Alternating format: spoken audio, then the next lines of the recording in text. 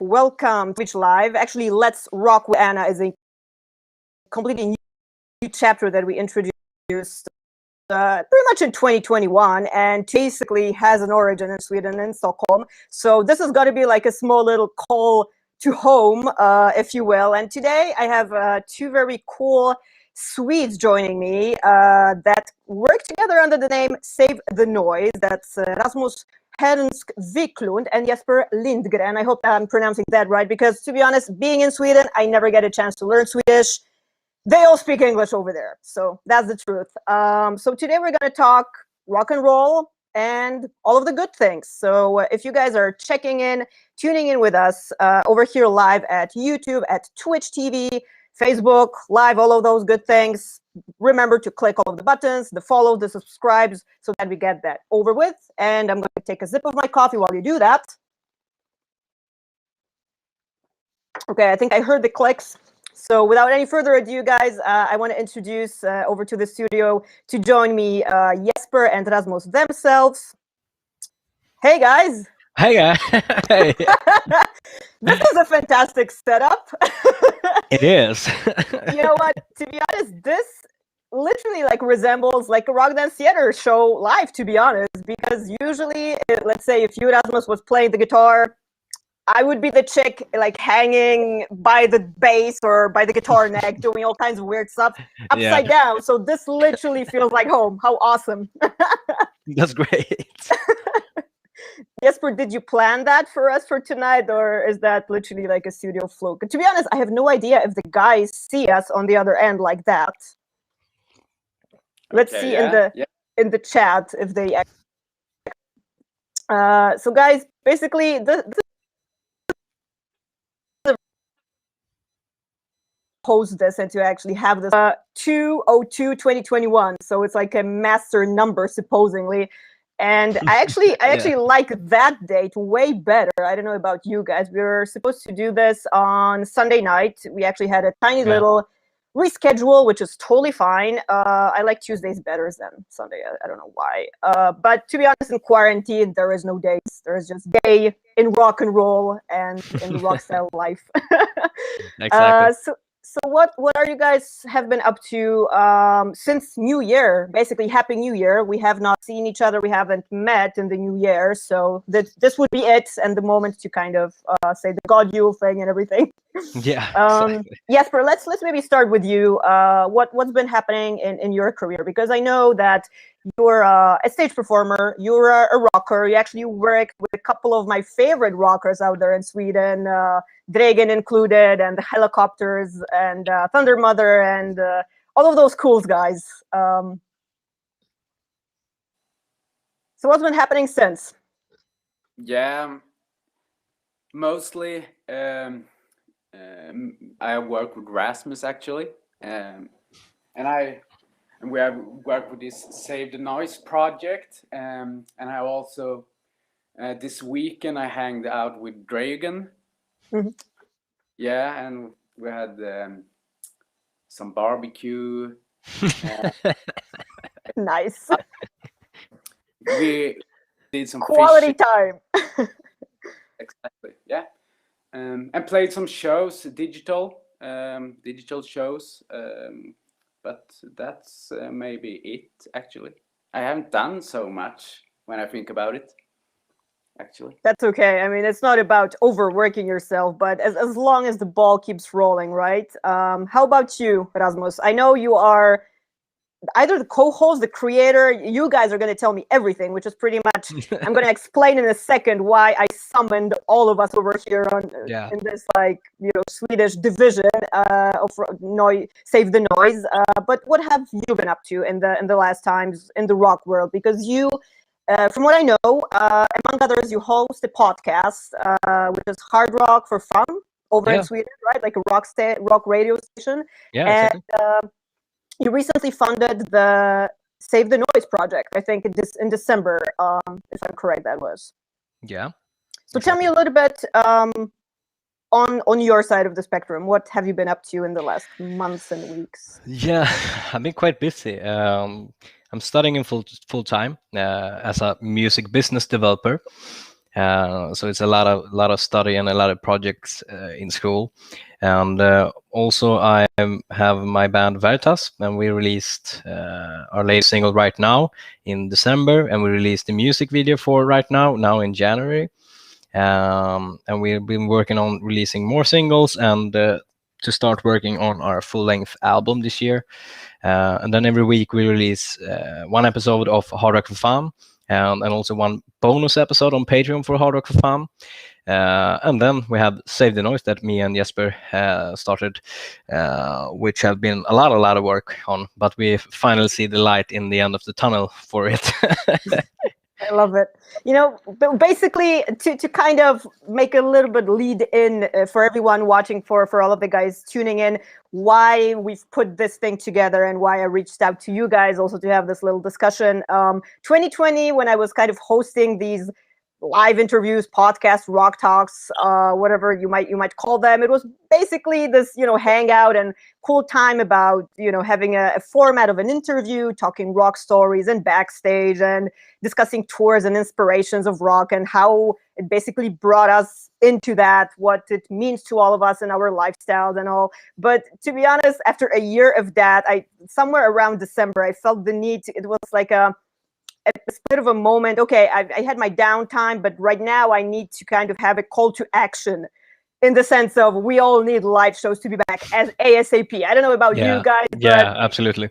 Living in the digital world, which of course we have, and it's great, and we can interact, is like not bouncing off the walls for a year. For me, at least, it's quite a challenge, to say the least. So I agree. So I figured right now what we can kind of learn from 2020, and right now a lot is happening on the organization side, in the sense that people are actually coming together in all kinds of communities, grouping around nations, projects that are online, towards battle with COVID, towards quarantines, like bringing the industry together so that we can all come back, and hence Save the Noiz. I saw what you guys are doing with the project, and I would love to know more. So basically, Mike, over to you. Please tell me more, and to all of our listeners and viewers, basically, what is Save the Noiz? Do you want to take that one, Jesper? Yeah, and I was this interview. I was thinking about how it all came together. Do you remember, Rasmus? I think maybe sometime in November, beginning December. I'm not good with month and dates. That's okay. I can't remember what I ate for breakfast yesterday, exactly. So no stress. Yeah, but you contacted me about it, that you had this vision about it, this idea about it, and asked me if I wanted to do it with you. Yeah. So basically, it was. Yeah, Jesper's whole vision and idea.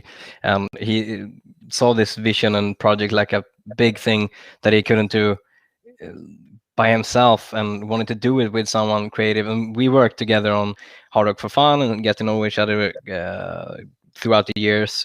Me and my fiance was in one of your music videos. I don't remember which one. Yeah, Dance of Life. Yeah, exactly.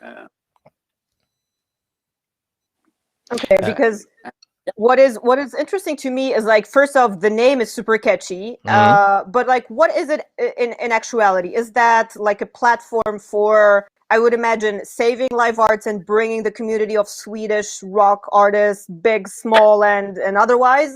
What kind of format does it have? Is it like a live show that you guys stream? Is it like an interview podcast kind of thing? Is it like a crowdfunding, like for guys that are completely green on the topic, like as I am for the moment, but for everyone that does not know also about what you guys are doing and what Jesper initiated, how would you describe it, and what would be the end game, kind of, if there is any, in the like classical sense?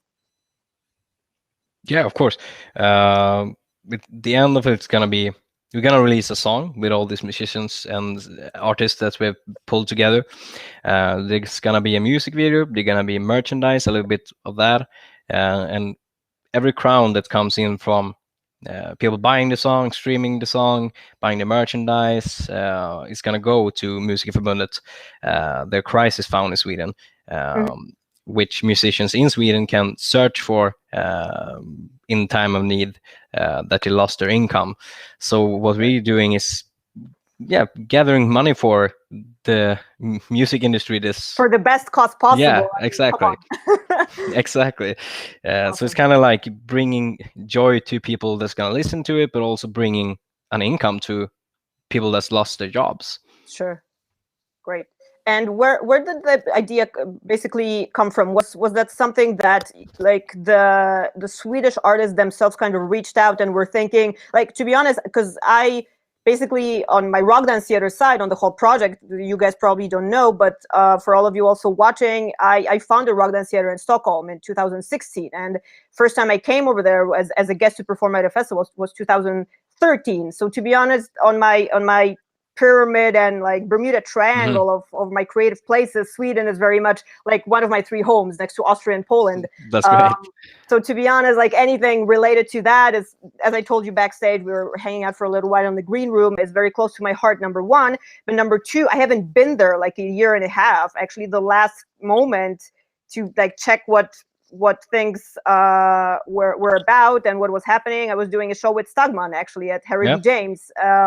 Mid-July 2019, actually. It was my name day, ironically. And to be honest, then, the world changed. The quarantines came in, lockdowns came in, and all of a sudden, over a year and a half in, I haven't been back. So I love to learn, and that triggers my attention, what is happening with all of that, in the rock world, with the metal scene and so forth. So was those the guys actually that are within the project right now that reach out to you, Jesper, for example, initially, like, what do we do? Like, how do we figure this thing out to kind of, be creative, stay in the loop, stay in the content for fans and so forth? Or did it literally kind of like come upon you? I had a discussion with Martin Swede from band he the name creator. He was the one who came up with the name Save the Noiz. So thank you, Martin, for that. I mean, that's super rock and roll. Come on. And we wanted to do something for the music business. And I had this idea and shout to Rasmus, and some of the artists that is a part of this project we knew from a bit earlier, but most of them not. We just reached out, asked them, or exactly. We thought about who could do a great job in the song, and then we just asked them and they were like on board right away. Everyone is on board. Well, the funny thing, like right now, of course, as we all observed right now, us as creators, basically we tend to find all of these ways to come together and can create together. And of course, more than anything, it's about, well, pushing the project through, pushing an idea through, however it would be possible, of course, with safety measures, let's say, if you do something live in the studio. And of course, as we know, it's been different for all kinds of countries. Even Europe has been kind of split and dissected with their policies, and Sweden has been kind of liberal, to be honest. Of course, the culture has pretty much, died from day one. They have all shut down the shows. A friend of mine over at Södermalm, which is where I always stay, told me, like nothing is happening. Shows unplugged at, from Engel through Anchor, through like anywhere else, like nada, right? So this kind of thriving element, I think, for us is super important and super strong about us. The only way is kind of, okay, year two into this, what do we actually do? And this is an open question. I mean, the good thing is that having you, Jesper and Rasmus today, we don't have the answers. It's like literally kind of figuring out on the way, how do you think we can go forward with bringing shows back? And I don't know, Rasmus, let's go with you. How do you think would be the baby steps to kind of unlock all of this? And by that, I mean, mostly indoor shows, because that's a little bit tricky, right? That's what, as we know in science right now, is what tends to spread the virus the most. Hence, it's gonna take a little longer to bring all of that. Yeah, exactly. How do you think it's gonna unlock? Well, me as a music business developer, we actually study a lot of this, and we follow up with what's happening in the music business. And there are a lot of companies like Live Nation, etc., that are working on when people start getting vaccinated, that they're gonna have a plan for that you can show, like an ID card or something that you like a vaccinating card that I have been vaccinated. Okay, you can buy a ticket, or if you can show that you have an result card that you haven't been infected with COVID or something like that. So they're working on like having a measure for starting to slowly start the music business up and slowly starting to make concerts. And I really think that they're gonna start small there, like clubs, like smaller gigs, not maybe festivals right away. But I'm very positive that with the vaccination that's starting in Sweden, that by the summer that you're gonna have smaller club gigs and doing a little bit smaller events and start small. So I really think that it's on its way slowly, but the light of the end of the tunnel. Yeah, it's on the way. Yeah, well, basically the vaccines, as we learned about them, somewhere around December, okay, that the distribution is kicking off. Of course, the process goes slow, but again, daily, of course, we have that introduced. So that's a huge hope over that. Is actually the Live Nation Sweden working on that kind of hand in hand with the other Live Nation divisions? Because as we know, the headquarters and the central for one of the biggest promoters right now is over in the United States, but Poland has its Live Nation division, UK, and so forth. Do you know if they're working kind of hand in hand and information is exchanged on that kind of, days and lining? Okay, cool. Yeah, they do. Right. So when they start this system and when you buy tickets, it's not going to be just in Sweden, it's going to be worldwide. Great. Well, actually, I'm talking to the right guy then. If you're actually studying business development and music, like that's everything that has to do with, the live industry development. Actually, yesterday, we were doing this very live stream, and I had a guy that is a music producer, a sonic storyteller, Sean Giovanni, that's how he calls himself. And we were having the exact same kind of discussion, He's based out of Nashville, so obviously that format is a little bit different. It's possible to kind of physically distance. The neighborhoods are kind of divided, so they actually have live streaming shows. There are small little venues with limited capacity, and that's kind of the tricky element within it, I think. You guys are going to tell me a little bit more how it is over in Sweden. But if I was there, I would probably have my research done and everything. But I'm stuck in my respectable home bunker since like a year now. So, and we were having this discussion that it is a little bit uneven right now as it goes, as the policies are a little bit different. And to be honest, not all venues have actually the capacity to serve a limited seated event because, as we know, it's about chunking the most people at once, selling out the tickets, having everyone practically be on top of each other within, still safety measures, let's say. If it's a mosh, full on mosh. So how do you guys think that let's say Sweden is gonna handle that? And when should I call you so that I know I can go on stage? Yeah, exactly. That was the question. Yeah, I mean, it's a hard question to answer. I know. Yeah, I know. It really is. None of us knows, right? But I'm super curious on the perspective and to share and push out the information to kind of, reach that community level that, okay, all of us in action, basically, Yeah.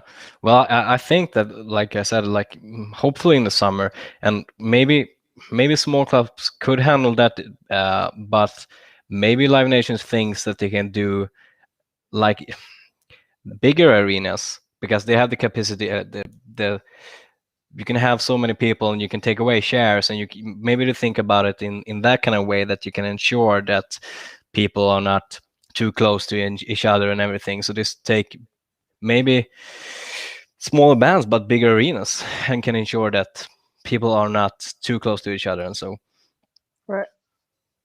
What do you think, Jesper? I know you are up north over in Sweden, right? Is that kind of the place where normally you would gig? Because I mean, I know you gig among others with Crash Diet, and I actually saw you guys. I can't remember if you were at that particular show, but Bandit Rock Awards in February 2018, I think it was. Dregen with the helicopters they were on, and also Ryan Roxy was in the lineup over at Fryshuset. Oh, right, yeah. Yeah, that was a fun evening. Yeah. Were you also in the evening? There was like a ton of people, and it was literally like what we cannot do right now, scattering and looking for each other in the crowd. Yeah. How is the situation up north, basically, right now, with local venues, local kind of, music business, if you will? Wait. It's okay. Same thing actually. Rasmus told, was talking about. It's no shows, nothing actually. Yeah. Fishing and fish and chips, Swedish style.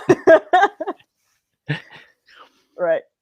Well, the digital project, as you said, because the Save of Noiz is a crowdfunding, right? So basically, where is the project at right now? Do you have a setup, lineup, if you will, and artists that kind of participate on it, and you're kind of unwinding the songwriting, the music video, and so forth, or do you still have kind of guest performers and artists chipping in and joining in, and it's all evolving kind of as we speak right now? Where is it at?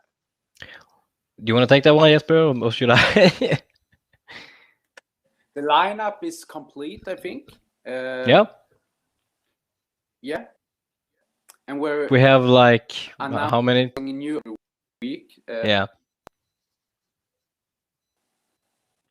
It's like 30 something, maybe total. Yeah. Around 15 or 50? Sorry. Kind of. 30. So, okay. Sorry, it's a little bit lagging. I hope this will survive, guys, because actually we are doing a very first episode when I'm outnumbered. It's like 2-1. Yeah. All right. I actually like that. Yeah. Should continue. Like anyone that comes a guest is going to be the more the merrier. Okay, cool. But Rasmus, you wanted to add anything to that? Sorry. Yeah, absolutely. So maybe 30. I think we're around 30 artists and musicians, and the song is almost. I mean, it's written. It's almost done recording. We hope that everything will be recorded by the end of this week, as well with that the musicians and artists should have filmed themselves and also sent that one to us. So beginning of next week, we hope to start the mix of the song and the editing of the music video. So we hope. I mean, there's a lot of people that we're working with, so it's not always the easiest to get everyone in line. Sure. But we hope so. It feels like if everything goes the way it should go this week, we're at a good pace. Nice. Looking forward to see how it unwinds. I mean, exactly. Sure, you guys probably are going to keep me in the loop after we wrap this up, right? We're going to throw all of the social links and all of the basically directories so that folks tuning in over here at Let's Rock Live with Anna are going to be informed as well. And speaking of, you actually mentioned lineup and schedule and everything. Like in this particular time, actually, most of people are out of work, not touring, still hanging out at home. So it's possible to do these insane kind of collaborations. And why I bring that up, because that kind of is my next question and discussion opener. How do you think the scheduling is going to go down in terms of live shows coming back? Because, okay, we have a certain amount of artists, big, small, from arena through tiny little clubs and festivals and whatnot. And we have a limited amount of venues as well, and kind of programming and scheduling. So with all of that traffic, possible, how do you think the model could look like? Would that be, I don't know, a thought in my mind comes up constantly: 3 openers, 3 headliners, and anything in between? It's like, how do you think that's going to go down? Well, maybe something like that. More bands going on tour with each other, I think. Maybe also from the beginning, now we've worked out like a really good streaming service for bands. So maybe we can involve that in somehow that cheaper music tickets if you stream it, a limited amount of streaming or something like that, as well as going to the shows then. So I think it's going to be like a combination of the internet streams and the tickets going on to see it live. Right. Well, also with Sean yesterday, we had this discussion about streaming, and I'm all for it. It's a great outlet. It's a great platform, but only if it's as an addition, not as an exchange. Yeah, exactly. Do you guys feel that there's any risk that kind of everybody is going to be, I don't know, accommodated and comfortable with just like kind of sitting back? I don't have to go anywhere, not freeze my muscles off, you know, getting out to a show in winter because it's just all served like that. Because to be honest, I'm speaking to a lot of colleagues in the field, and this question actually comes up quite a bit. Yeah, it's like, oh my God, is this it? You know, or do you think that the hunger is really going to be there? That okay, that has been a transition. We can kind of leave that, use that if we have the opportunity, the technology, for certain artists, just to kind of add that on as a next content kind of outlet. Yeah, probably. What do you guys think? I think the hunger is really gonna be there when things starts to look brighter. There's gonna be a huge explosion in the music business. There's gonna be a lot of tours. There's gonna be a lot of concerts, and everybody's gonna be really hungry for it. Same thing as like going on a vacation flight. There's gonna be a lot of hunger for it. So maybe a bit cheaper tickets to get people to go out on concerts, but it's gonna be a boom. What do you think, Jesper? I agree. Okay, 2-1. Well, 3-1. I agree as well. Well, we all hope for the best, right? Yeah, exactly. Nobody knows, but we hope for it. Nobody knows, we hope for it. Yeah. Fingers crossed constantly. It's hard to play with fingers crossed constantly. It's just like doing anything, even lifting a cup is like, exactly. God damn it. Okay, but so coming from that positive outlet, what do you think that could be done else that would be impactful in terms of, well, let's say bringing to the public attention, and by public I mean basically, well, governments, because they kind of decide you're allowed to go outside your house, you're allowed to travel, you know, the border is open, you don't need, you know, any extra precautions or quarantines for weeks on end. What do you think would be most impactful kind of on the side of us artists and creators? Is that reaching out to the government? Is that kind of petitioning the official way? Well, not going out on the street necessarily, because mingling without like on top of each other, that's super responsible, like in any way. But what could be the way kind of, well, put that on speed dial, to be honest, because the economy, of course, is very much connected to each other, and everything that happens, at least from my observation, my perspective. I was raised in California. I was basically in the States most of my childhood life. Then I moved over back to Europe. But everything that is kind of happening on the end of the United States and Europe, I always say it's super intertwined. I mean, as we even look, artists working out of Sweden have American crew members. They have, let's say, music video directors that are from the States, and vice versa. So it's a huge global village. So it does affect everything pretty much. Every little move is like, you know, connected by a thread. So what else do you think we all could do, and anyone that is watching also in their local communities, to make it bigger, stronger, to, well, kind of kick it in the ass? You want to take the one, Jesper, first? No, I think it's your question. Okay. Okay, I'll sit back and I'll drink my coffee then. Well, the first thing I think that people need to do is support their favorite artists. I mean, you have the streaming environment that doesn't pay a lot on Spotify and such. So you need to buy their merch. You need to, you know, if they do a live stream, buy the ticket. And so with the government and such, I think here in Sweden anyway, I think it's hard to say right now if they've done something right or done something wrong, because we're not out of it yet. But what I think that they need to do is look more maybe on the malls and everything, and the amount of people being there and not focus on maybe restaurants, because restaurants and pubs and a lot of pubs and restaurants that have live shows is really hurting in this economy because of how with the time that you can't go out and drink anymore past 8, I think, or 7. They need to focus more on maybe the bigger things and not the smaller companies.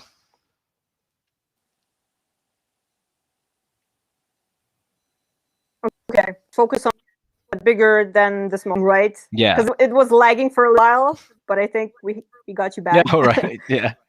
Yeah, it's Yeah. funny. You mentioned big,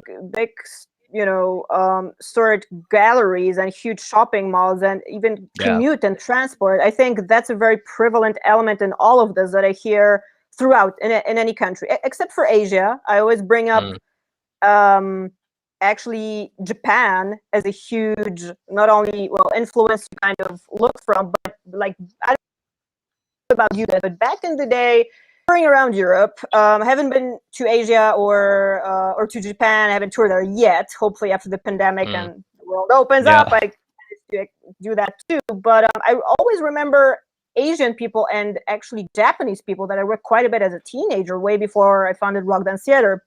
It was around 2000, 99, 98, something like that. And I always remember Asian people wearing masks. Yeah, exactly. I found that kind of odd. I figured, okay, maybe they don't want to breathe the common air in the airports or, restaurants, as we know, it's kind of their conditioning level. You don't always know how much is being cleaned, how sanitary it is, and so forth. So it was just a thing, of an observation. All of a sudden, all of these years later, I learned from Japanese people, they say basically, it's a small country, it's a small island, everything is dependent on each other. If one person goes down, everything is like a chain reaction. So they need to preserve their shape, their health, and also healthcare is very expensive over there. So that was one thing out of respect to one another that they were just purely doing.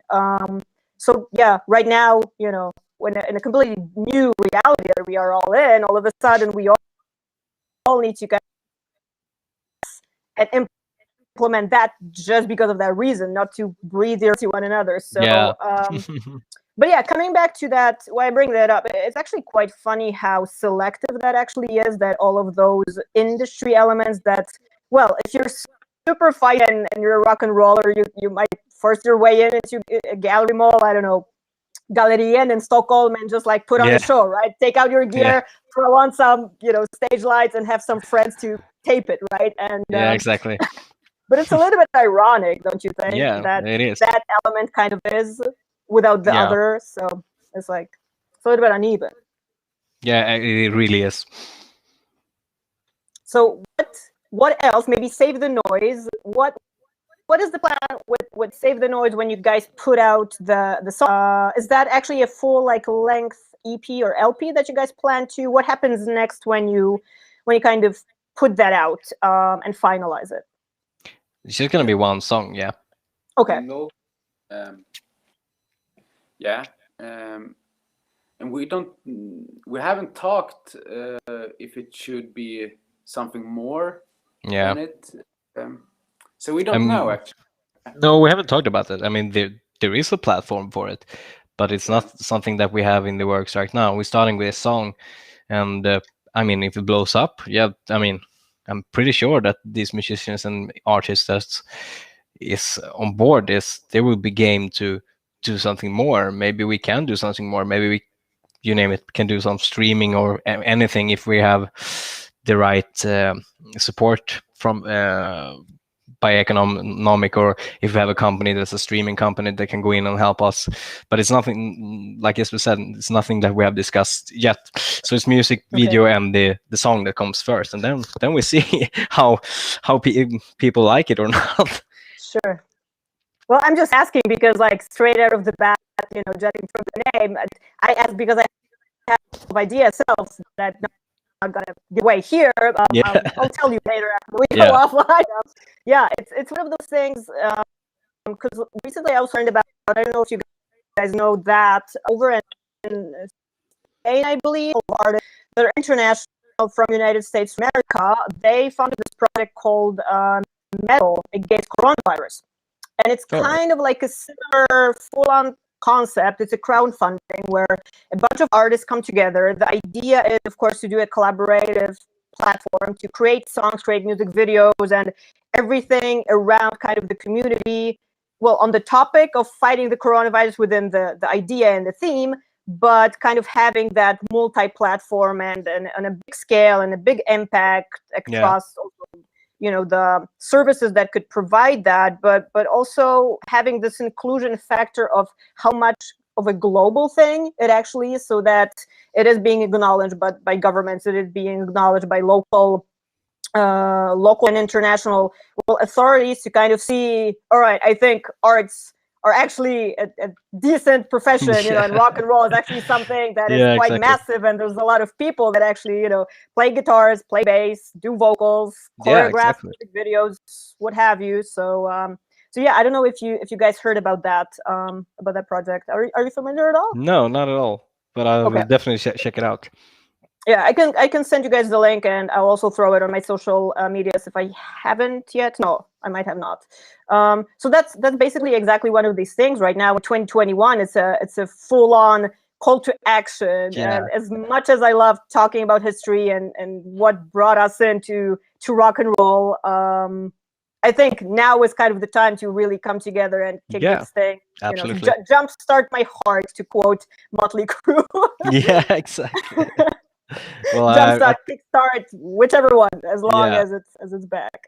Yeah, well, now it really is the time. 2021 is the time to revive the music industry, and after 2020, we all deserve it, and we can see the light at the end of the tunnel with the vaccinations and everything. So everything we can do to help musicians get out there, help musicians get their incomes back, that's what we need to do. I love how you put it, actually, that we deserve it. Of Yeah, course, we do. It's not like any of us has deserved anything. It's like, it's tough work, like anyone that is basically in the business. And that's actually, let's do a small little round. What actually brought you in to rock and roll initially, guys? I've been doing this thing ever since I was 6. So 30 somewhat years later, it's like, phew, god damn it. It's still, it's an effort. It doesn't come easy. And it's one of those things that I think also would be great if would be acknowledged on a massive scale, that of course to the audience wanted to look great and slick and easy. And anyone on the theater show, let's say, they go, oh wow, this looks so smooth, she plays guitar and then jumps on top of the shoulders of the bass. And it looks easy. It kind of looks effortless. Like, it took a while to get there, to fall on your head and break your toes and ribs at some point to kind of. It's not your first rodeo. Nope, with a hard landing. So it would be great if those, people and institutions kind of acknowledge how big it is and how very solid of a economical drive it actually is. I mean, I don't know about you guys, but if you have an arena, even if with 5,000 people, 100 or 200 kronor a seat, jump that into 50,000, you have quite a bit of money that is in rotation. Of course, then you break it down.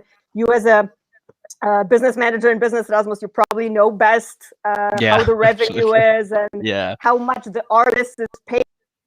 And usually the last one to get paid, but that's all right. So tell me, guys, basically what brought you into rock and roll. I know it's a long story short usually, and we can do part 2 if run out of tape, but Jesper, let's start with you. What brought you into rock and roll, and what brought you into working with all of these cool artists that you happen to work with as well currently? It all started with an old tape, Kiss double platinum. I was 10 years old, and I started to play guitar short after that, and then it all took off from that, actually. Started my first band when I was 15 years old. Long story short. Long story short, the Kiss. Well, that's a huge other discussion, right? Because for depending on the age, right, and the generation, basically, it was either the Who or the Beatles or, let's say, Kiss for you, right? Like, I was a generation when basically my dad, more than my mom, was a huge Beatle fan. That was the generation. Basically, she was born around 50 something, I think. I never know how old she is because she tends to say she's 37 each year when she has a birthday. I kid you not. So it's one of those things. Okay, mom, like, happy birthday +1, I guess, right? So the Beatles was a big thing, but I, for example, remember Janet spinning around the house, and that was probably the first one screamed off the top of my lungs, nearly blowing my voice out. Yeah. And my granddad hit it. He was an ex-general in the military, and it was one of those things like post-traumatic stress syndrome that he actually had. So any high-pitched, tones and noises were just like literally, slicing open your nerves. So yeah, that was that. It was a very short story, but yeah, Kiss was the other opposition, right? Which tour was that actually when you were 15? Which tour was that, like, when Kiss was around? I think it was like 20. Let's see, Sonic Boom maybe. Sonic Okay, Boom tour. Gotcha. I haven't seen the tour, but I remember. Yeah. Exactly. Nice. What about you, Rasmus? I think it all started, I can't remember the exact age, but my mom and dad are... So rock and roll, like... Yeah, exactly. My mom and dad are both like rockers. Dad was the one when he was like 18. He had this, the poodle rock hair, kind of like Europe and such. So it has always been around me, music-wise. Things like Metallica, Iron Maiden, Skid Row, Europe, a lot of hair bands. And then it just came from there. And as I went older, I found different kind of genres. Like I went from Europe to Slipknot and Pantera and such. So the music That's evolved. Jump. It really was. I was really like this 80s you guy went from darker, the beginning. right? Yeah, just right away. No, I was like, yeah, I had Yay. this. We got him back. We lost Yeah, Jesper, he disappeared. Well, he did the mic drop action on us. Yeah, I'm out. No, so I have a lot of like a different kind of inspiration and genres today. Still love the 80s, but maybe a little more metal today than I was when I was younger. You know what? Funny, because to be honest, like, my long story short, I actually noticed that I kind of started with classic rock, and Aerosmith was actually the very first thing that made me pick up a guitar all of a sudden. And now you will kind of do that after already, being an established artist and being a professional dancer and a choreographer out of my kind of first profession, as far as stage shows and all of that. But it was Aerosmith. And then I observed, like, that along the years, kind of right now, I kind of went a little bit more metalized, if you will. So if you say 80s to me, Bay Area thrash, Pantera, Anthrax, Megadeth, that's kind of where I'm at right now. So the good I don't know stuff. If it's the sign of times right now that all of a sudden you get darker, but that's very much what was, well, kind of close to my heart since always, like, dark and gnarly. That's funny.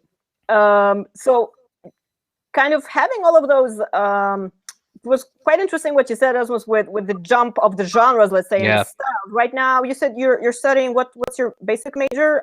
Music business development? Yeah, music business development. Right. So, well, for sure, you discuss in your seminars right now how the actual world of the music business and the music industry is going to look right now. What big major steps do you think are still ahead? Is it everything that has been maxed out so far in terms of ways to get content out, ways of producing shows, ways of putting out songs or music videos? Because I'm asking because for me, for example, being a rock choreographer, for me, I love it with my eyes and the visual side of shows is very much a strong element. That's why I love Ghost, for example. That's why I love Kiss and Rammstein and Alice Cooper. Yeah. You know, all of that theatricality that basically shows have past the awesome music, past the great songs, and the whole kind of perfection, if you will, of what it is for a band. So is there still territory to kind of develop and unwind and modify? Well, looking very much through the COVID filter, to be honest, because it has wiped out quite a bit of elements that have been there. It introduced a lot of innovation, but then again, it did kind of expose the territory that is kind of insufficient and maybe unfunctioning, or having to do with basic human communication kind of within the industry itself. Yeah, you know, exactly. What do you guys discuss as these days? What is up ahead? Yeah, with a that? lot of things that we discuss is both everything from small to big things, everything from how bands and artists should cut through the noise, because there is a lot of noise. There's like for every good band, you have like, if you have 100 bands that play in the same genre, what is it that makes people is supposed to listen to you? And how do you exploit the social media, and a lot of different techniques to break through the noise.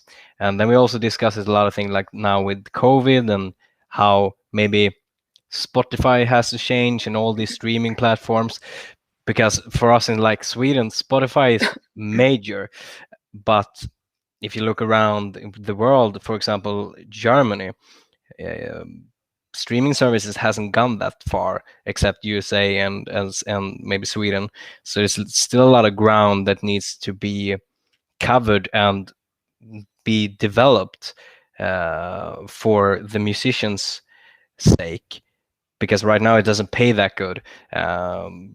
So there's a lot of interesting discussions what the 10 next years can look at, the 20 next years. How are we that's studying this? How are we gonna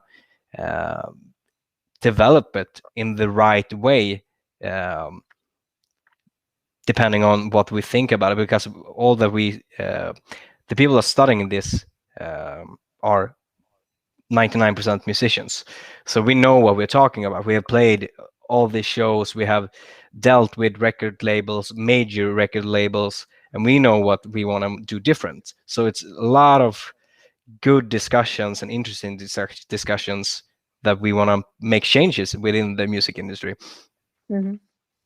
Yeah, I totally agree. I mean, number one would be, for example, the economic side, basically how to kind of find a comfortable middle, if you will, because of course, as we know, there's a lot of costs on the side of shows, or producing a music video, producing a show, rehearsing a show, and then very much touring, right? Anyone that has ever done a show knows that the first couple you pretty much invest out of your own pocket, and then you hope to kind of get that back, and you sell it as you go. But one other element, maybe, don't you think that more actually business managers and, well, I don't want to call it coaches, but people on the other side actually doing a kind of complex, specific specialization, if you will, in economics towards the live arts industry? Because nowadays it's very complex, right? The rock shows or the metal shows haven't been what they have been, let's say, 20 years ago or 30 years ago. Right now, it's very much, you have pyro mixed with choreography, with stage set, with things blowing up and going up in the air. Everything is super complex. Therefore, you have a lot of cast and crew very often. And of course, those talents have a very different kind of element to them, right? Bass players have their certain needs, like coming straight down, gear related, and then, let's say, comfort related, and then people around them. Medical crew, let's say. Oh, that's actually another interesting question that I kind of throw that out. Do you think that basically tours, and by that I mean mostly arena and stadium tours for big successful bands, do you think, guys, both of you actually, Jesper and Rasmus, do you think that taking on a full-on medical crew especially now for a transition zone with security measures and precautions, would that, you think, could be a thing for this to all come back a little bit safer and faster? Definitely. All right, I'll pass on the note.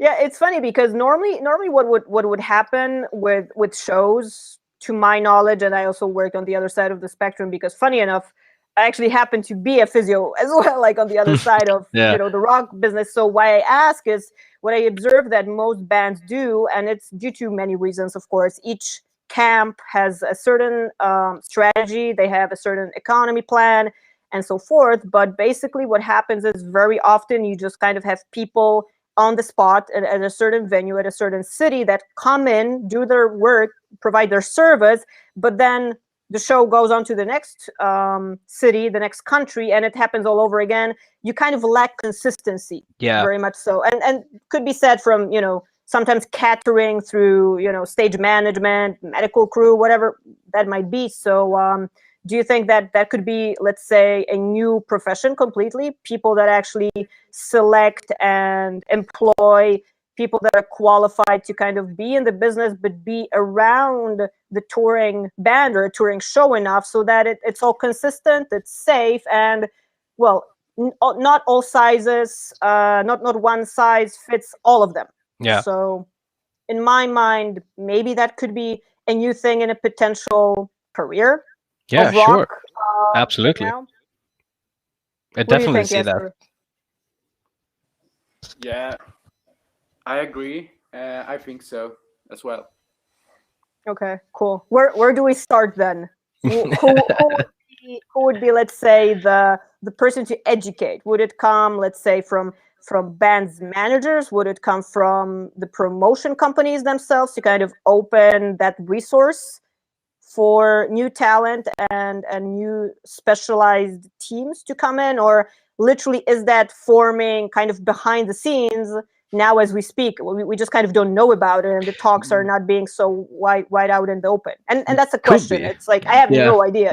No, I actually don't know that either, but Okay. I think this, it could be. It's reasonable to think that. Well, I'm kind of like a realist and optimist. Yeah, same. Like, again, I don't know a best because I was raised in California, old job, jumping around Las Vegas and stuff. So it's kind of, however, dark the times are right now, and very much rock and roll is kind of in crisis, and still, home band, not to mix with band, homebound. I think that's exactly the time to kind of push those questions out and get the feed and get people talking, right? Yes.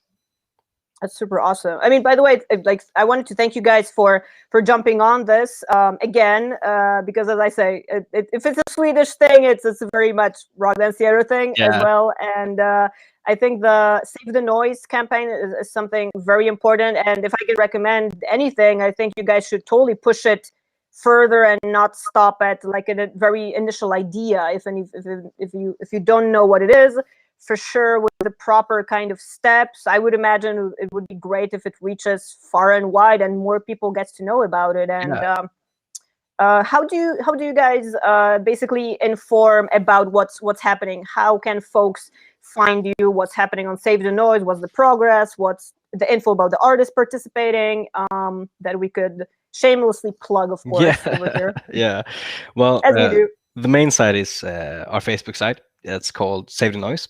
And you can also see on our social media platforms on our own. I'm Corey Duvette, one word, on Instagram. And Jesper, your name on Instagram is? Jesper Lindgren. Yeah. And we also have a lot of sponsorships or how do you say, collaboration partners like Rocknytt and Melodic. So a lot of web signs that are covering it. With Magnus and Peter. Yeah, exactly. And I love those guys. They're personal friends of they're really good guys. Well. Doing a great job. Shout out to you guys, by the way. I don't know if you're watching. If you're not, I will chase you down for that. But for sure, you're busy with your own rock stuff. Yeah. Awesome. Great. So we're going to do just that. So basically, guys, to kind of wrap this up, Yep. what would be a couple of words right now, what you guys are personally looking forward to in 2021 as a perspective, and what do you think still would be a challenge, either for you personally in your project, in your career, and in a wide spectrum for all of us in the rock world? You want to start, Jesper? No, you start. I start. All right. Well, I have high hopes for this year, both for projects and my own music. I'm really looking forward to the summer to maybe be able to play outdoor shows, smaller like acoustic things. Hopefully. I hope Gröna Lund. Sorry to interrupt. Yeah. I hope Gröna Lund opens up. Yeah, me too. My I favorite really venue miss in it. the whole world. Yeah, it's amazing. What I think it's gonna be hard though, maybe for both our sake and also other bands, is when it finally releases the COVID thing, and you have bands that's starting up and want to break through the noise. I think the noise is gonna be bigger than ever. So it's what you have learned during 2020, during COVID, being creative.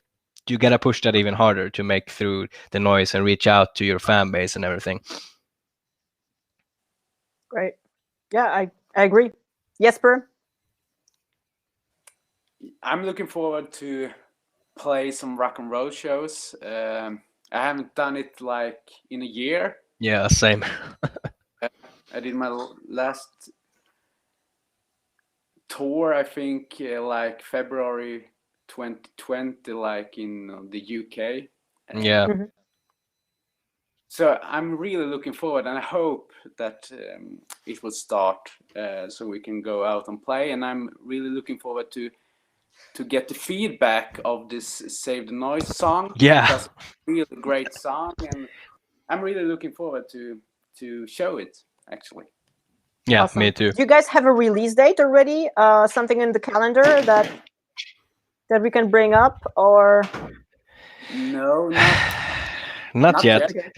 We're That's okay. we're hoping for like maybe getting to know that in the next couple 1 or 2 weeks, depending on when we have the song and the music video finished, because that's what we need to have for the ones that's gonna release the song, so to say, without saying too much. the ones that's gonna Yeah. release it on their platform. Like, we know how it works. We don't want to give it all away. We need to keep a little bit of Yeah. it still. Yeah, guys, you gotta wait. And I think Jen, from somebody over here at I don't know if we answered that Yeah, song. I think that's the exact question for Save the Noise. Yeah, it's a So guy both called are- Eric are Modin. He's a drummer. Uh-huh. No, none of us. It's a guy that we. I mean, we talked to like 2 or 3 guys, and asked them if they could maybe write an ID for it, and then we choose to go with Eric Modin from Wildness, drummer there and songwriter. Really great melodic rock band that I thought could write a great song for it, because they have a lot of inspiration from Europe and Talisman and everything. So we kind of wanted that come together thing like Swedish Metal A did in the 80s, and like where Stars did with Ronnie James Dio in the America. So that come together feeling, and it turned out really, really great. So we choose to go with Eric. Awesome. Looking forward to that, guys. Absolutely. And I think that's a great way to wrap this up. Let's come together and rock and roll in 2021. And I Definitely. hope to see both of you guys actually live somewhere in the wilds of Sweden. As we know, the world is pretty small. So hopefully we get some venue one way or another. And Hopefully. just kind of cheer when the digital era is kind of past us. Yeah. Awesome, guys. Well, thank you so much. I really appreciate you guys hanging out with you today and come on and talk about everything and discuss everything. And hopefully we have brought up to our community world, and so that there's more, and then we come back the sooner the long overdue, like a year ago already. Yeah, so, same here. As Jesper said, basically, like, nah. Yeah. Awesome, guys. So thank you very much, Thank you so everyone, much. for tuning. If you haven't subscribed yet, both to Save the Noise, if you haven't slapped on the likes and the follows on those social channels, you still have a chance to do so. All right, done. Thank you. And as always, guys, stay